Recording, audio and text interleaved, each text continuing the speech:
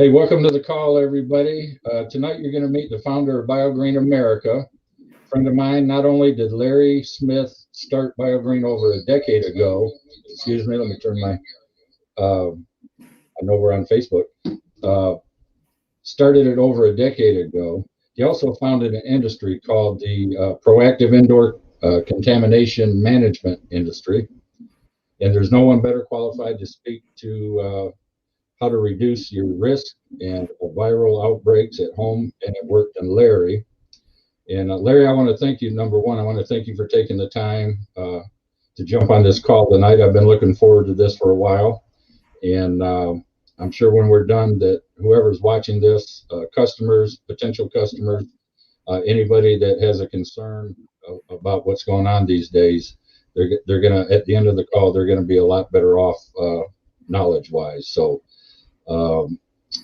I'm looking forward to it. And just to start off, if you would, Larry, give us a little bit of your personal background and then of Biogreen and how it got started and your thought process and how you got to where we're at now over a decade later.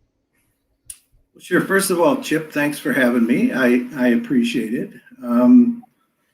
I have been an entrepreneur for 30 years or so. Oh, yeah, I've lost track. It happens. But I've been an entrepreneur for a long time. Biogreen was founded as Biogreen Solutions originally in 2008. And it was born out of a project that I was working on where restoration companies were performing duties mainly against mold, some bacteria, but mostly mold. And I ran across these products and pieces of equipment that were incredibly efficient in doing that job. And I was doing a project, a branding project. And I kept asking myself, why are these companies using these products and these pieces of equipment only in response to an event? In other words, after a flood and there was a black mold outbreak or something like that. Why aren't they using these products and this protocol proactively? Because what we found was they were introducing products that not only killed very efficiently and killed this broad spectrum of bacteria, virus, mold, odor, but it also inhibited growth rates. So it not only allowed you to go into a business or a home, and in the beginning we were doing all businesses, allowed you to create what we refer to simply as a clean baseline. When you walk out, there's nothing living in that space. Bacteria, virus, have been deactivated, odor molecules killed. But the regrowth, because bacteria is reintroduced the next time somebody walks in there and coughs, does not grow at the same rate. And so we set out to do independent third-party studies to prove what we believe we had. And then from there, we started the first proactive indoor contaminant management company.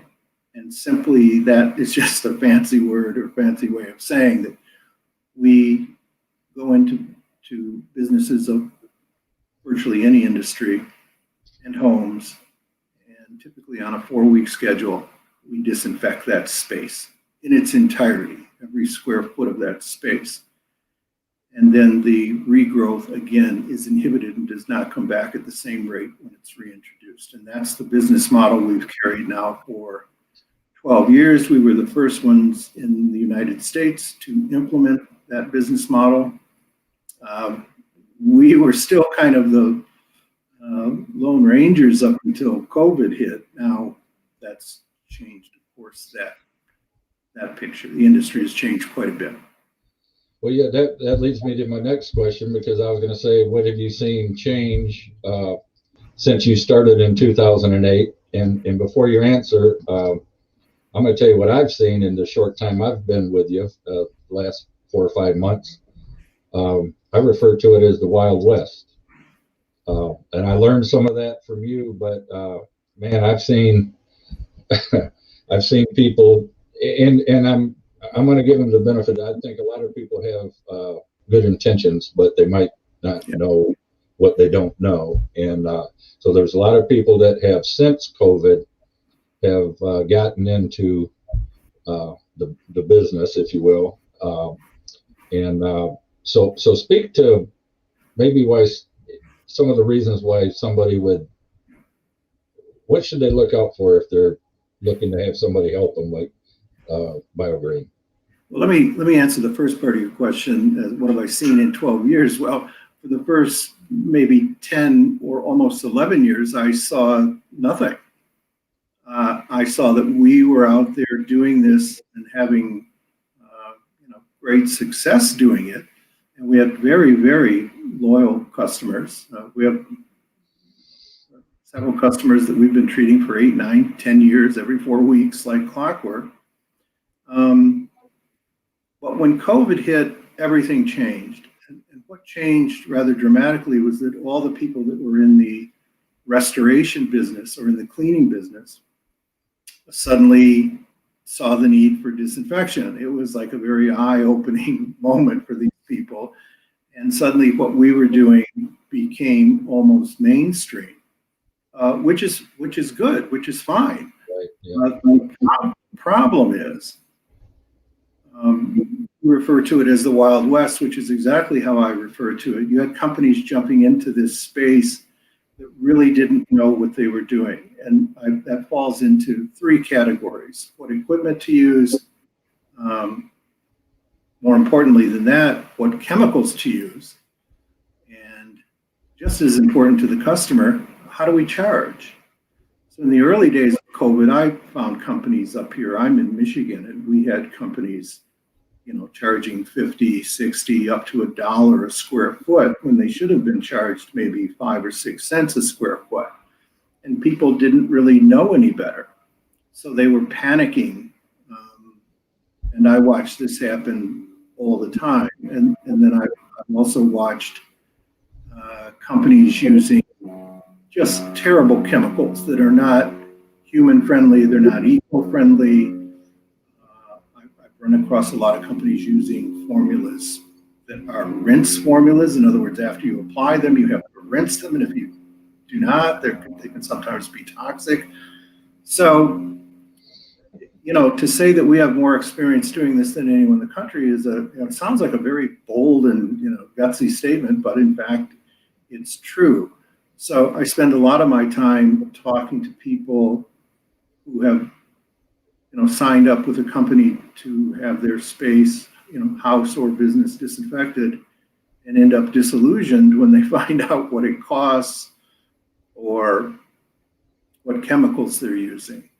And again, to touch on the equipment, there is proper equipment to use for very specific situations. You don't want to, I see a lot of equipment being used that's just not designed for certain spaces because it applies a very thick coating, a very wet coating, and I don't have to tell you or anyone watching what that does to a computer, what that does to leather, what that does to several things. Right. Yeah, that's I've actually, based on some of the things you've taught me, Larry, is I suggest anybody that is using another service currently, and if they'll entertain talking to me, to ask for the safety data sheet from their current vendor. I actually did a Facebook Live, just a quick blurb, 5 or 6 minutes on that, because I had seen a company here in Jacksonville, Florida, a reputable company. They happen to be in pest control, but now they're doing disinfecting, and they talked about, they named what it was that they were disinfecting with. And I just happened to go on Hey Google and looked up, and my goodness, they had to have people leave their homes for 2 hours. And so this lead into what are we disinfecting with at Biogreen? Maybe you can speak to the attributes and the dwell time and things like that. so Sure. people know what they're getting if they choose us to take care of this service. Well, one of the reasons that we initially got into this business of proactively decontaminating spaces, and by proactively, I mean you just do it on a regular basis so that whatever's there, you eliminate. For example, when you move into a new home, everything that homeowner had, they left behind for you. They left behind their bacterial signatures, their viral signatures, if any, or the people who constructed your home. These people leave behind what they have. Sometimes it's not harmful, sometimes it is, but when you go into a new home, you of course want to create that clean baseline. Once we found that there were chemicals that inhibited regrowth, we had to find chemicals that were both environmentally safe and safe for humans.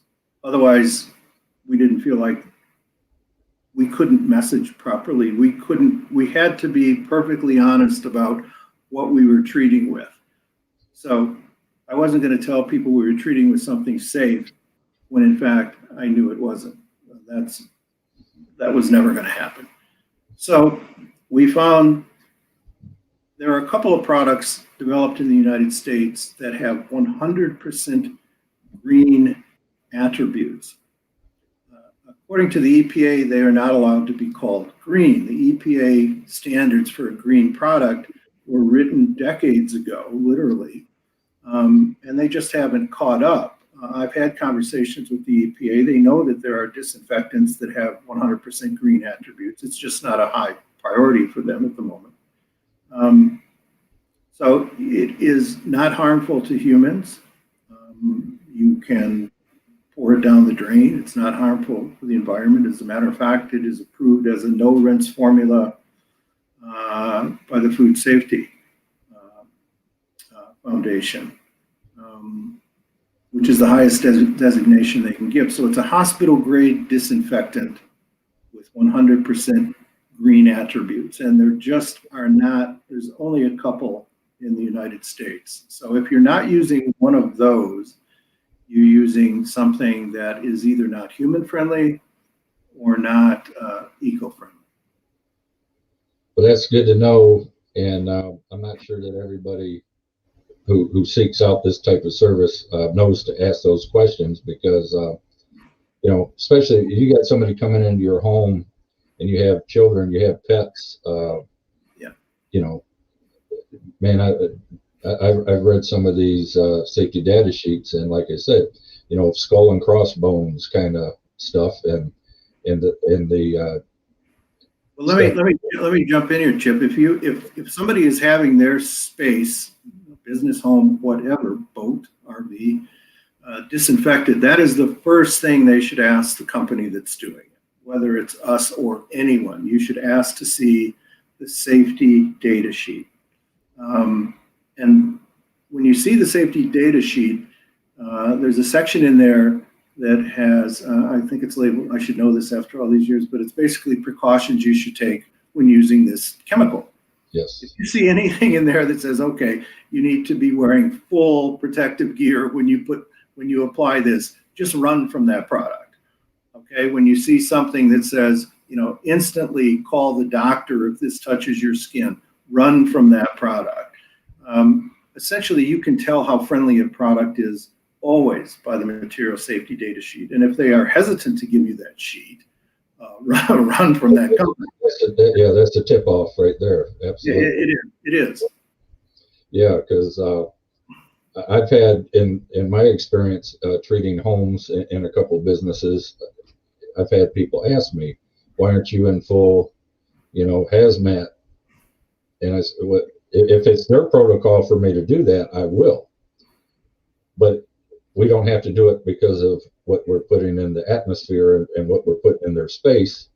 And I mean, to me, it would scare the heck out of me if I saw a group of individuals walking into my business or my home dressed like that. But I see those question, what are they using? using, I see those videos all the time. People disinfecting buildings and they've got on, full respirators and Tyvek suits, and I can only wonder, what are you using that requires that level of protection? Because it's not a friendly product, I can tell you that.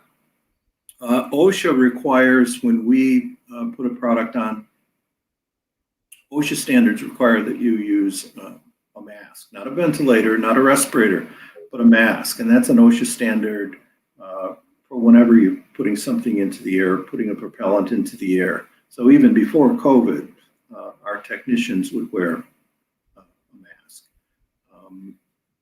When we do a building or a space, you can re-enter that space in 15 to 30 minutes.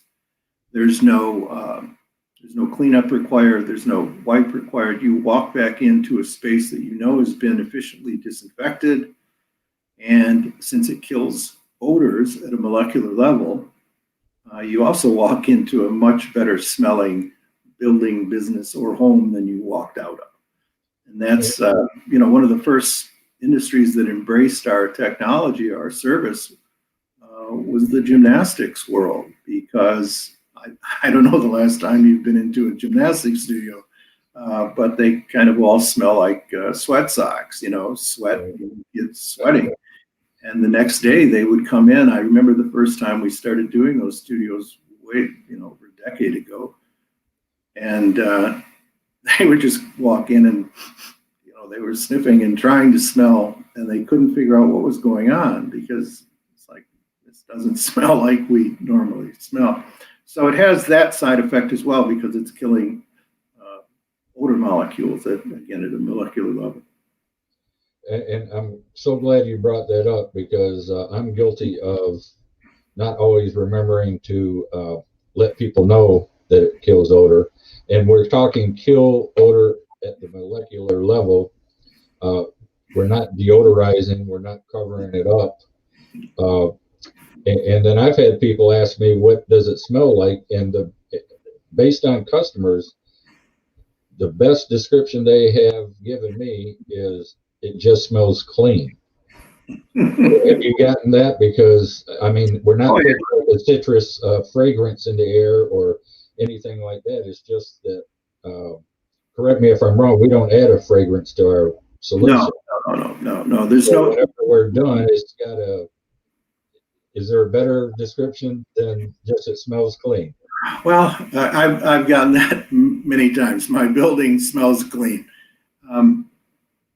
I always thought, even from the early days, since the active ingredient is stabilized chlorine dioxide, which sounds like a horrible chemical, but has actually been used in the dental world and in the world of disinfecting water for decades and decades and decades. It goes way back.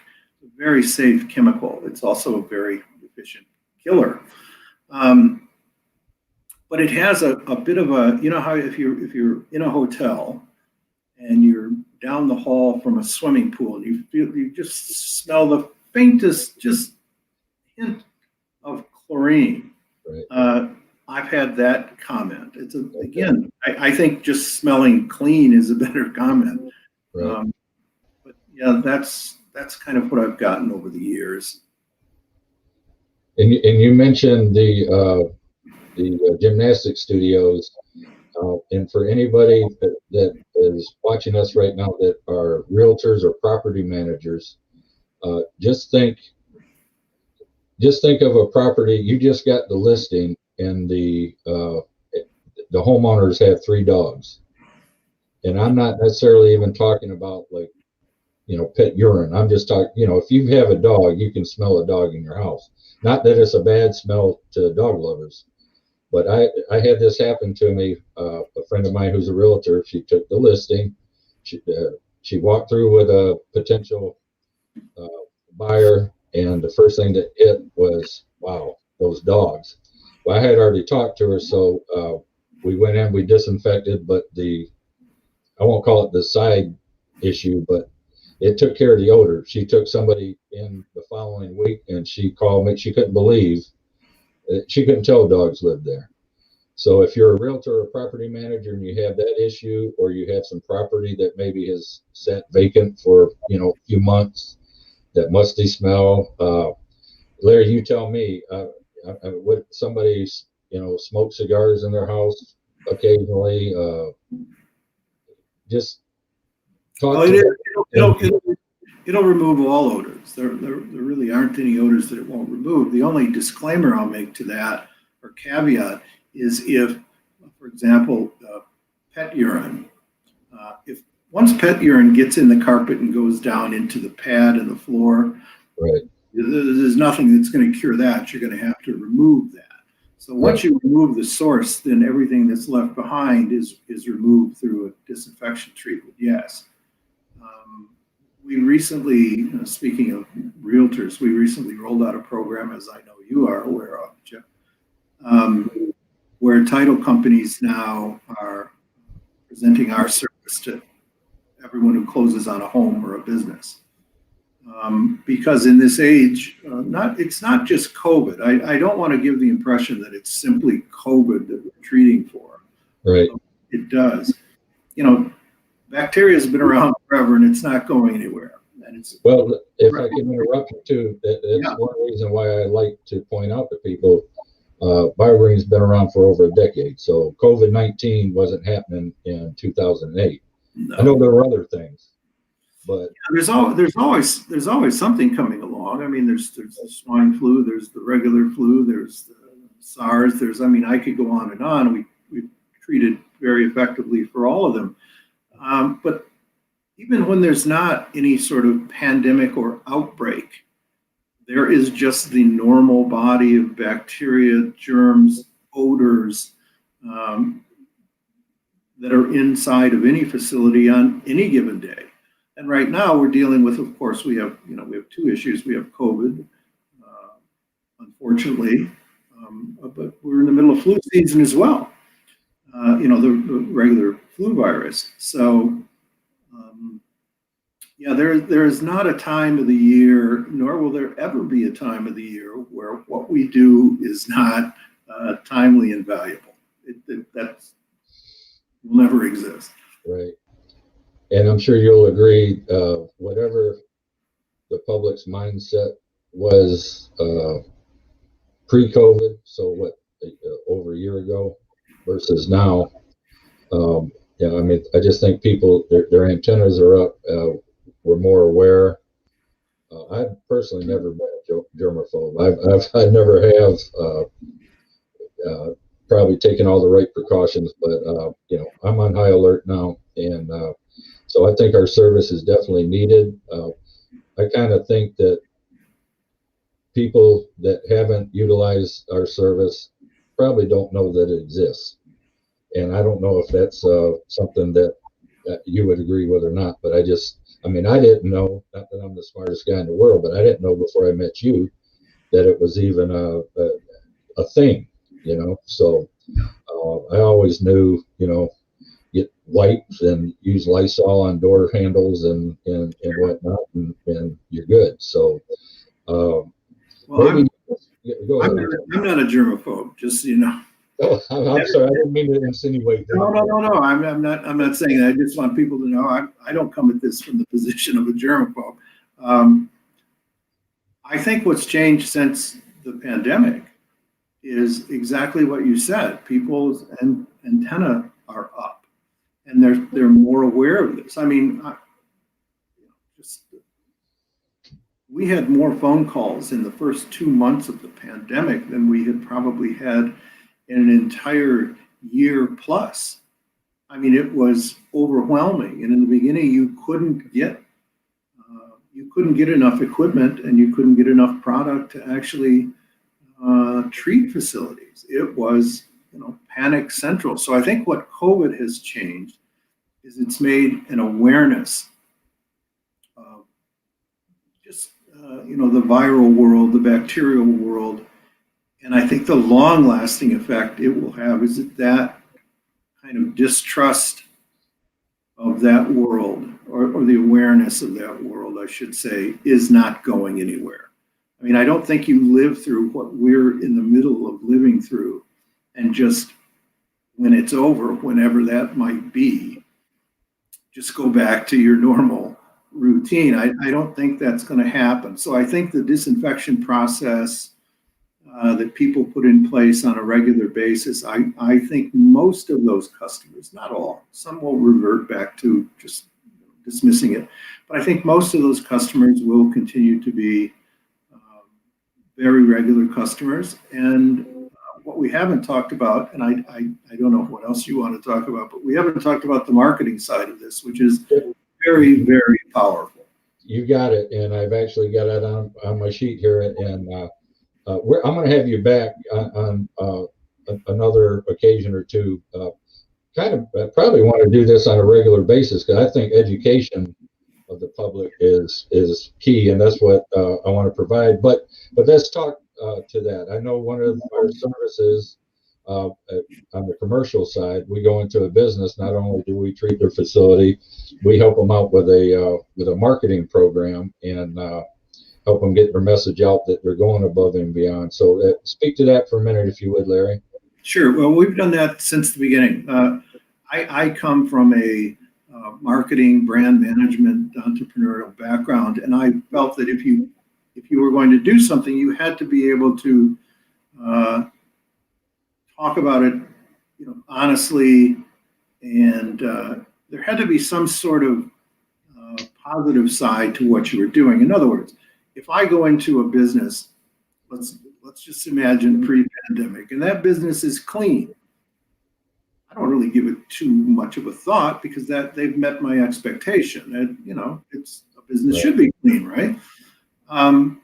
What we did is we allowed them to say to their customers, not only do we adhere to regular cleaning protocols, we go over and above that. We take clean to the next level. So what we do in addition to cleaning is we disinfect on a monthly basis. And here's why we do that, here's how we do that, and here's what we're treating for.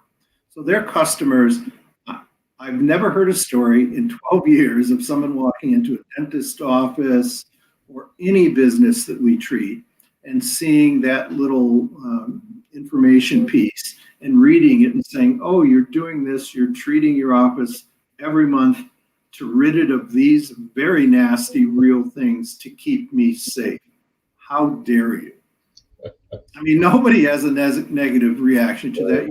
You can't. It's a very positive, powerful thing. So the people that have been our customers for years have used all of those marketing tools. They talk about us on their websites. They put us regularly in an email or a newsletter saying, don't forget, here's what we do to keep you safe.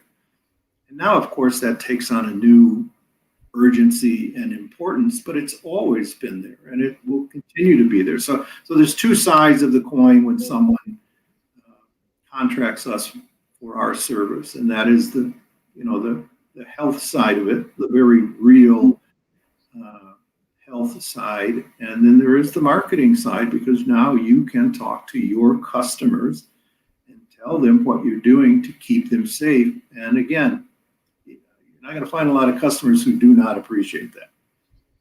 That's excellent. That's powerful. And as business owners,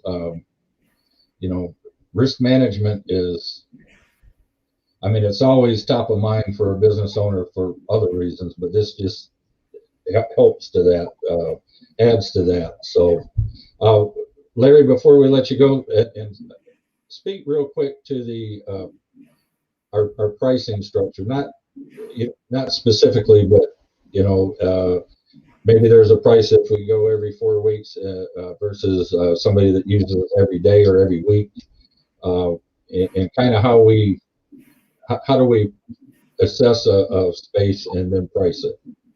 Well, it's all determined by square footage, like any other, or like a lot of services, but it's done by square footage. And I will just make a blanket statement before I go into any detail, and that is, I've never, ever in 12 years been undercut with price. Has never happened. And since the pandemic, I can't tell you how many people have been double, triple, quadruple, 10 times charged what they should have been paying for this same service. So we charge literally it's pennies per square foot. The larger the space that we're treating, less it is per square foot. And we do typically price out all of our services in two ways. One is if it's a one-off, and we're seeing a lot of that now, where they just say, okay, come in and just, I want my employees are back. I want them to feel safe. I want them to know that we've done this for them. But we're not going to go on a monthly service, which, by the way, I do not understand that mentality, but it is definitely out there, and we're more than happy to come in and treat them and give them that clean baseline to start from. So that's priced out one way. That's a little higher. We're just doing it. It's still pennies per square foot, but it's maybe a couple more pennies than if we put you on an every 4-week schedule and treat you 13 times a year, which is our typical customer. So last thing, speak to proactive versus remediation, and why anybody, but maybe business owners, look at it proactively. I mean, the cost of the service versus keeping employees on the job. There's just no comparison, Chip. I mean, when you look at the cost of an employee being absent for a day or, God forbid, a week from the flu, I mean, we've treated major Fortune 500 companies who came to us for that reason. I remember the first ones that did that came to us during flu season, and they just said, we have essentially an entire floor, where flu just spread through that floor. One person came in hacking and coughing, and we sent them home. But by the time they went home, that at 2 p.m, they had given 2 people, so the cost is, if I were to quote jobs on the air right now, people would probably wouldn't believe me. It's very inexpensive, as it should be. But the cost of that versus employees, there's simply no comparison. The other thing that I keep coming back to is, what is goodwill worth? What is good marketing and word of mouth worth? It's worth a lot. And when people know that you're doing everything you can to take care of them, and you're disinfecting your space, now more than ever, that means a lot to people. They appreciate that. So that's value. The other last thing I will say is that just when it comes to liability, if somebody says to you, hey, I got this at your place, and people file lawsuits all the time,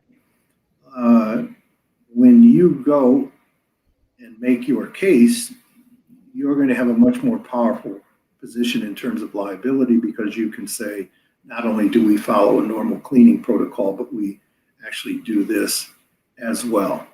So in terms of mitigating damages, should it ever come to anything like that, you have a very powerful defense. Larry, that's great, man. Listen, I've kept you long enough. I could ask you questions for another 2 hours.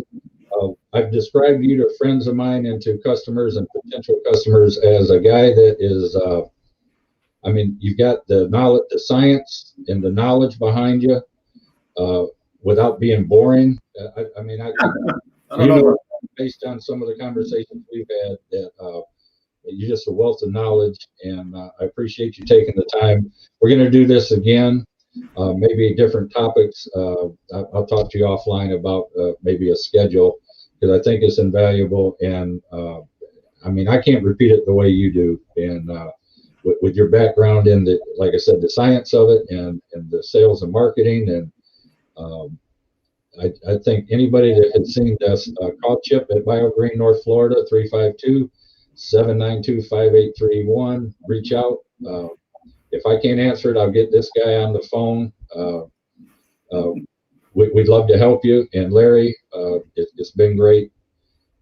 And next time we'll maybe talk a little bit about the affiliate program that we absolutely since the pandemic, and that's to put people into our business at a very, very, very reasonable cost. The one thing I must say, Chip, is that, I think the reason I can talk about what I do so easy is because I feel good about it. I feel good that we're creating, safer, healthier spaces. I feel good about that. I would trade the pandemic for not doing that, but here we are. So next time we could touch on, because it's a very low entry point, as you know.